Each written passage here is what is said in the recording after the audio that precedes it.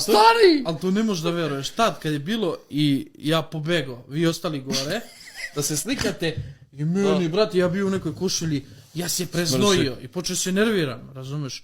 200 ljudi oko mene, moj čoveče, sklonite se, polako se slikamo, oni navalili, doveo sam dete, odavde, odande, mora se slikamo brzo kući, svi nervozni. I ja samo, op, i štura. I u Beograd tako pobegao. Ja pobegnem na parking, oni provale da sam dole. Eto ti, odozgo 100 ljudi, ja pobegnem napolje i oni me nabiju za zid neki. Ja ovako znojav sam, brate, ja razmišljam kako odavde da pobegnem, brate. Razumeš, ono, nenormalni ljudi, brate.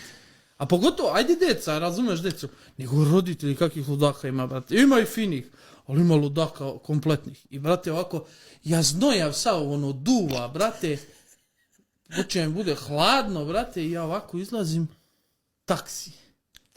Ja ovako iz one mase mašem ovako, i taksista kao blica, znaš. I ja kroz masu, i ulazim ja u taksi, kaže, jesi ti zvao? Jesam. I samo neka žena, gde ćeš? I po krovu,